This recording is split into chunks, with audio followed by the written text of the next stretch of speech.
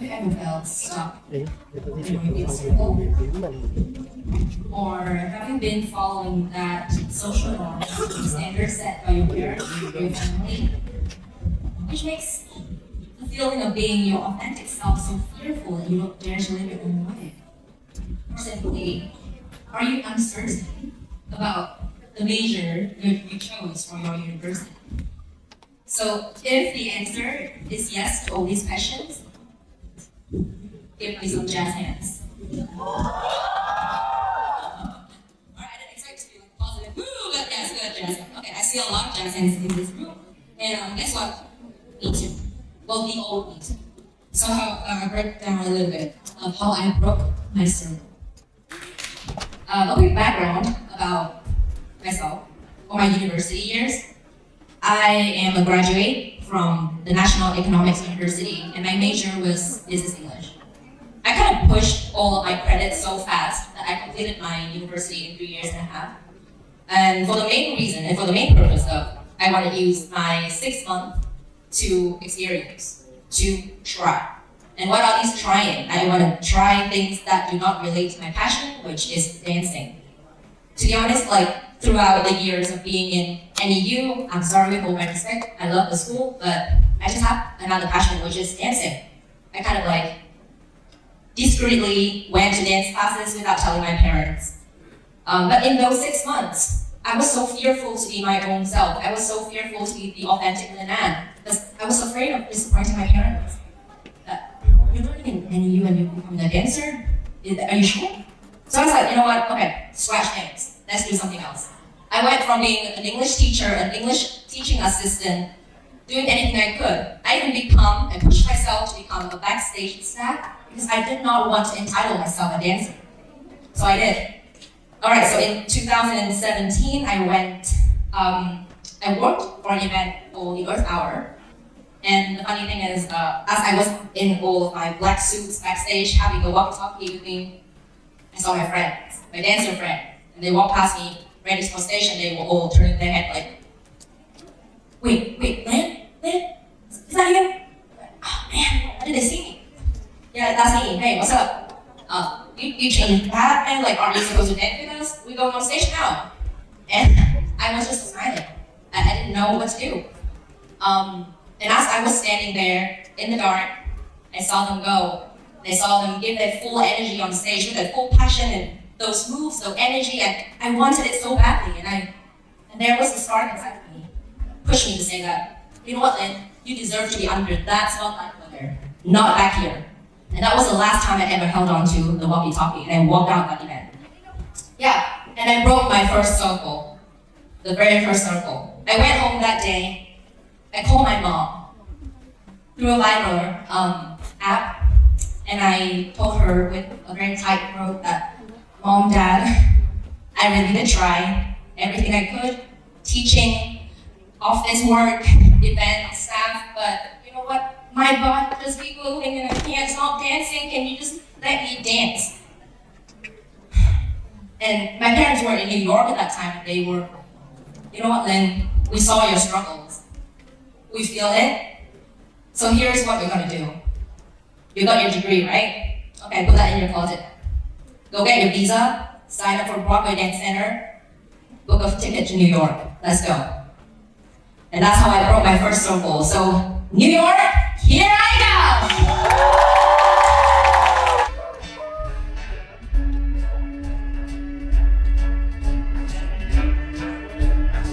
Start spreading the news.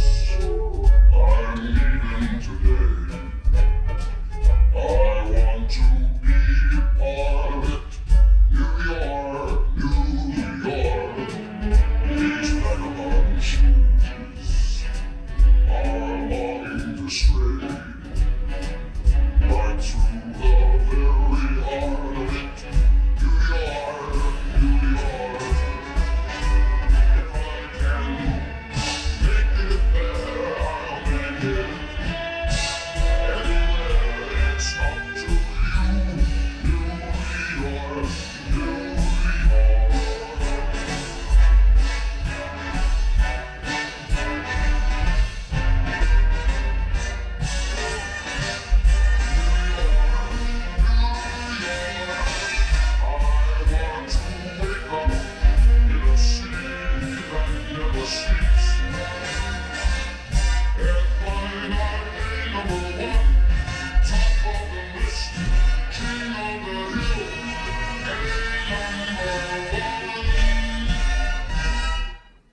It's up to you.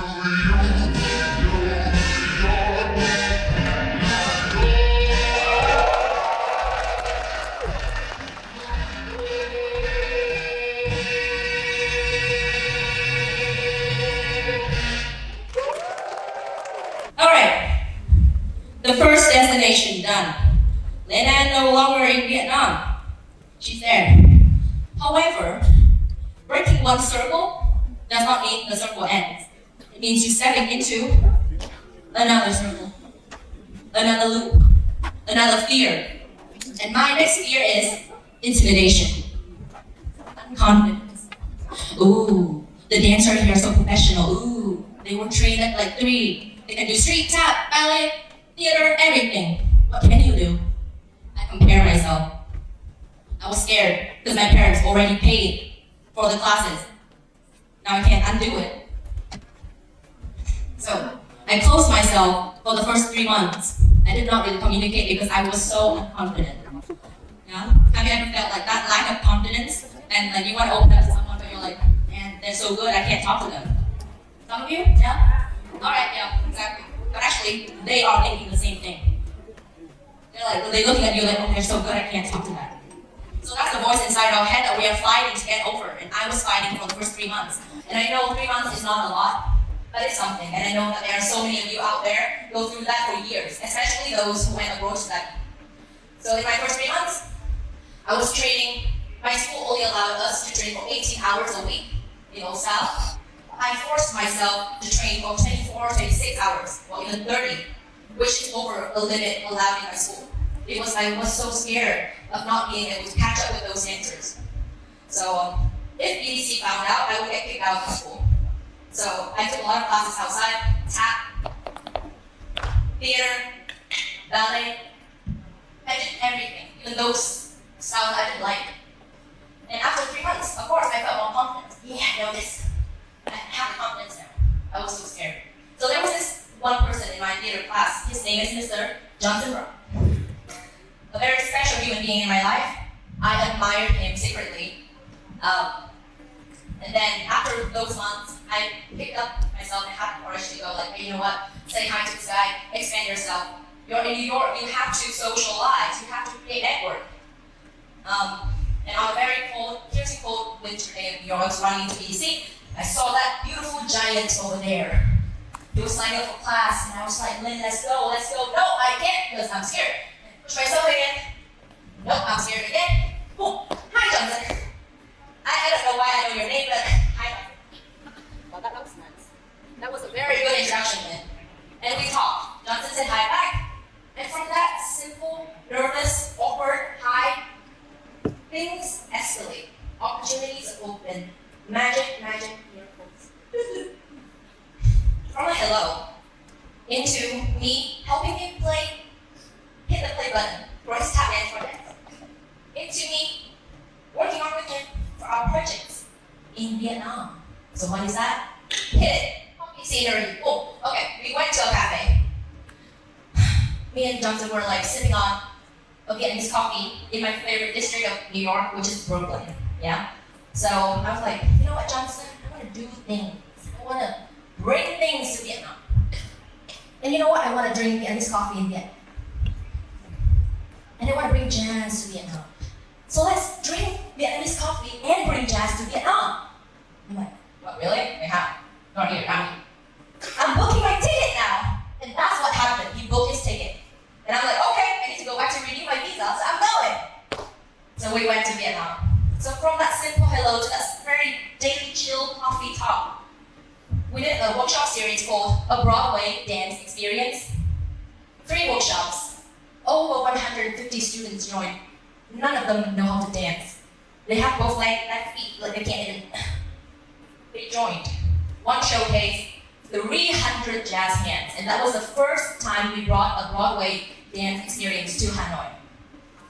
So, the question here is, try the simple. Try to do the little. Why not? What if I did not say that hello, that awkward hello, would all of those things happen? I ask myself every day. So that was one thing we did together by simply opening ourselves up. And of course, not everything is pink and colorful and pretty and Broadway. We have that blues note in jazz, right? And here comes the blues. Life is full of unexpected variables. It's like the same wave. And one of those most unexpected variables is COVID-19. Woohoo! Love that. Can you imagine, like, now we're sitting this close without a mask? And 3 years ago, this whole theater would get shut down. And that was what happened. As humans, we need interactions. We need that exchange of energy to survive. I'm not talking about having fun and live, but survive. But now it's all social distancing. And especially for artists, and especially for dancers, we need that talk, we need that communication. In the theater, live theater, on stage, in the studio. We lost it all. Can you imagine, like, New York City, the hub of everything? A Broadway musicals, of all the entertainment? 300 Broadway shows a week. Over 1 million tourists every week would turn into this block of gray buildings. Empty streets, quiet silence, because of COVID-19. No one would imagine that. Artists, we lost our job, but that's not the real tragedy here. The tragedy here lies in the fact that we lost our artistic souls. We're humans, nothing. So Johnson. This time it was not a cafe. It was me and him sitting in a room with a laptop screen. Okay.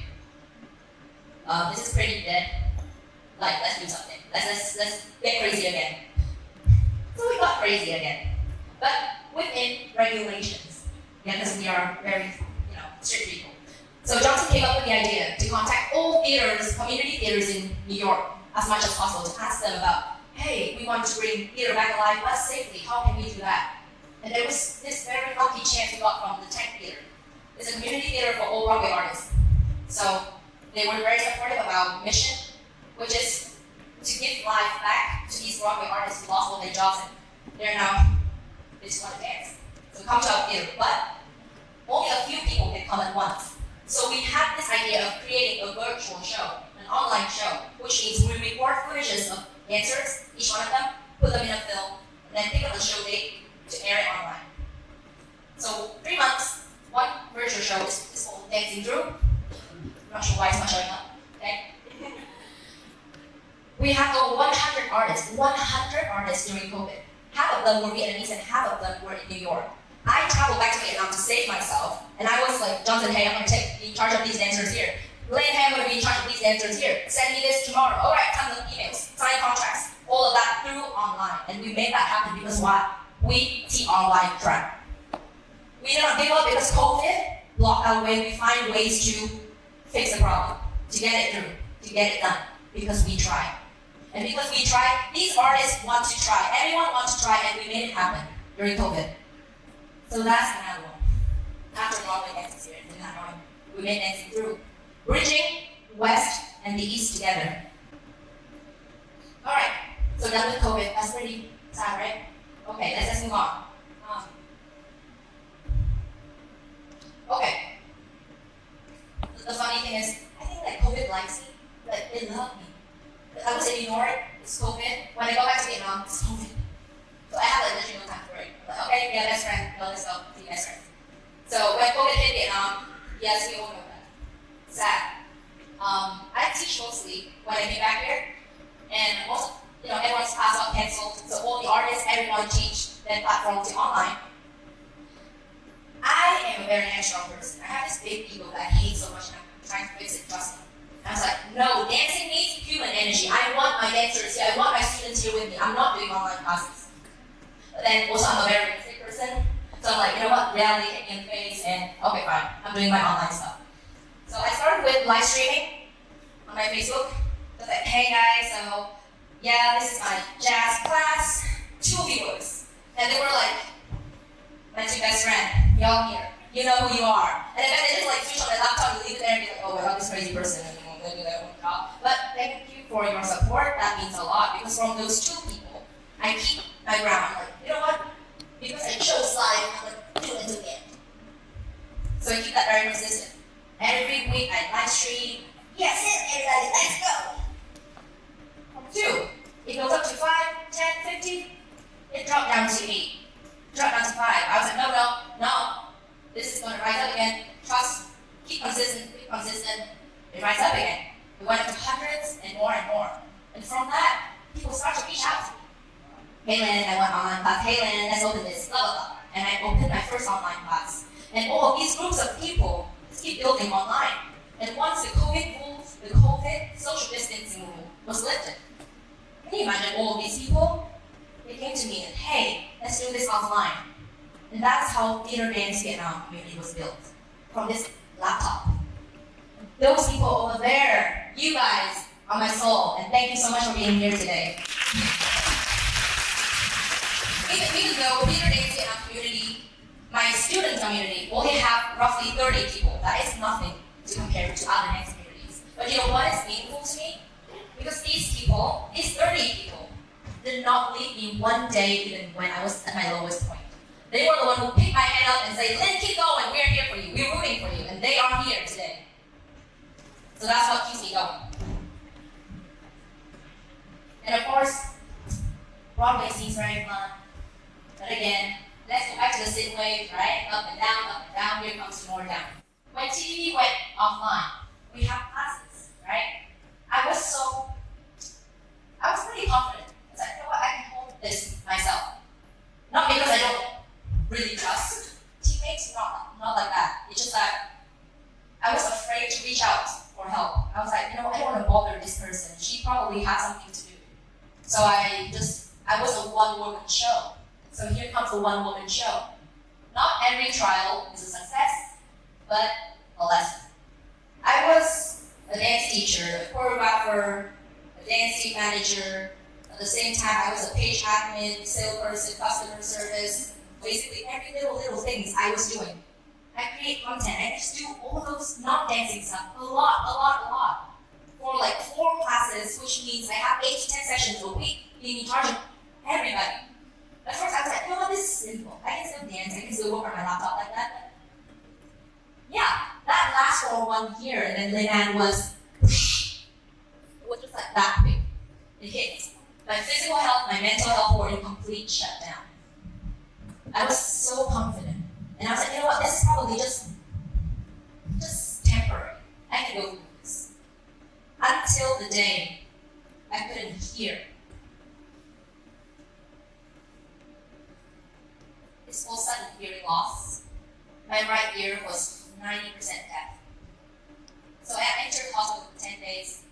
I was still confident when I was deaf. I was like, yeah, doc, get it quick. I have jobs to do. I have IV flutes with my right arm's veins, and I have this phone next to me like, yeah, you know what, our class is still running. It's on Wednesday night and Sunday morning. I was talking to my customers as I have my IV flutes in me. Yeah, I was a bit of a workaholic. And I couldn't stop. I did not realize that was very toxic. So, after that, 10 days done, went back home, went back to Nigeria to be a one-woman show. I shut down again. And day after day, I started to feel less. I listened to jazz, I couldn't feel anything. Not when I listened to jazz, I'd like, move. I didn't feel good. I watched my favorite musical. I watched Sing in the Rain, Chicago, all those classic. Like, what are these? I don't like it. I don't want it. Get it away. Why did I become like that? That's my soul. That's my whole heart. 5 years I've been working on this. I've been loving it. Why do I feel this way? And day after day of feeling lost and having no motivation, no interest, hating my own interest, I started to see physical reaction. This real physical reaction. I hated the sunlight when it hit my bed. I had to drag myself out of bed to go to the bathroom and brush my teeth every day for consecutively 6 months. And actually more than that, but let's just make it 6, okay? And I shook like this every morning for 4 months straight. 4 months. And I hated Broadway. I hated it. I said to myself, why did I make myself become like that? Why did I let Broadway make me shook? And I couldn't breathe. I even told one of my best friends, like, hey, can you come here or can I come to your house and you help me control my shaking because I could not stop. I cannot work. I canceled everything. And that is my next chapter. Try to live simple. Do not belittle the little. So from that day on, obviously I went to the doc. I took my medication on time. So trying to do the simple here means eat right, drink right, sleep on time, take medication on time. Note down on your diary. Track your process. At first I was like, yo, this is doing nothing. I want to work, give me money, give me cash, people, come on, classes, shows, events, where are y'all? I want to work. But my hands were still shaking. How are you working, Lynn? Wake the hell up. My best friend over there, Lynn, breathe, eat, sleep, that's it, that's your daily task today, don't do anything else. And yes, he's the only one that I listened to. I need that time. So I did, for months. And also, obviously, trying to do nothing does not mean nothing. We can still work, but we do the work very minimal to keep our brain alive or just to keep our interest. So I did work after a few months of healing. I started to take class again. I started to say yes to like TEDx, choreography or shows, but with help from my friend, with help from my colleague. I'm not doing that alone anymore. And things get better. Things got better.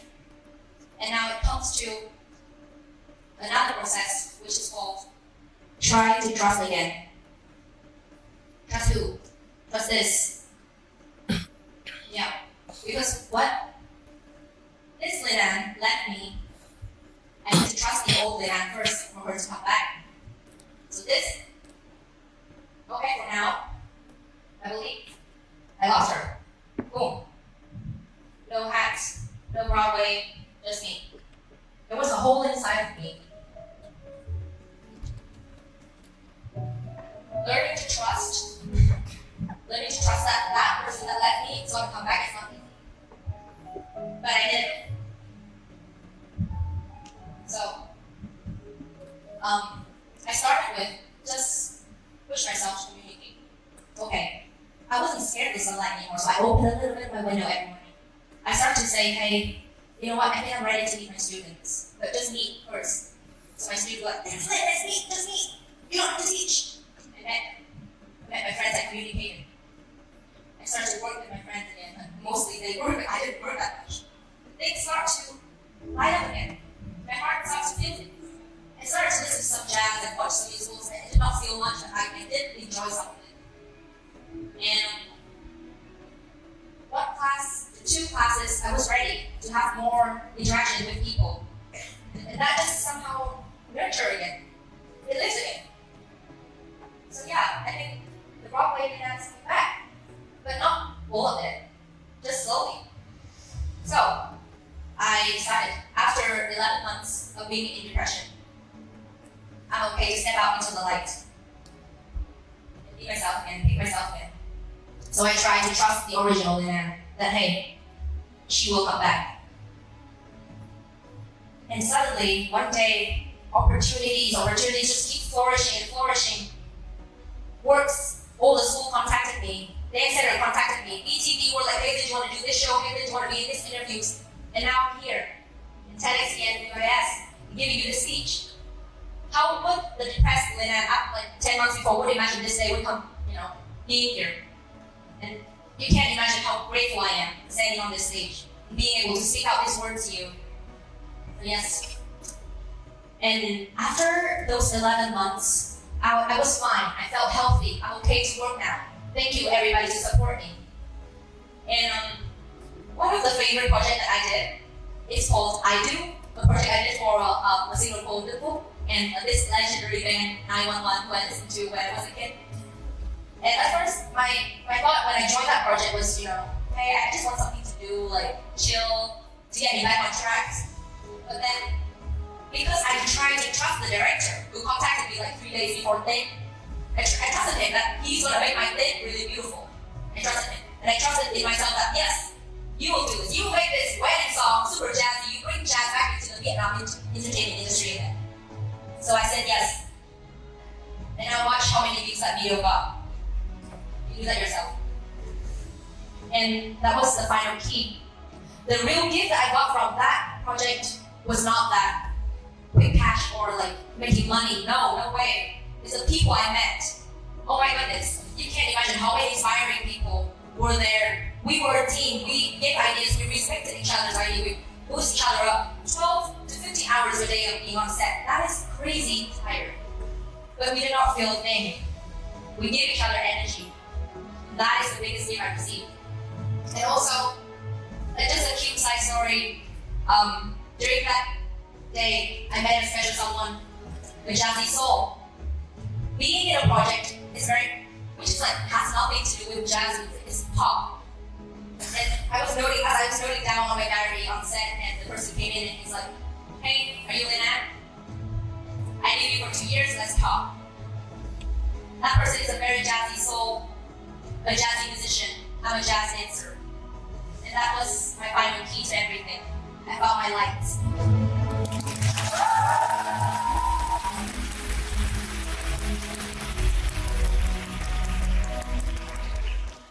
Oh, now so my little prop, I became the top hat. You know the top hat? Yes. The most expected one. Gold hat. Well, for me.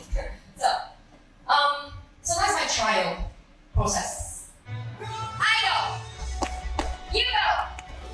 I go. You go.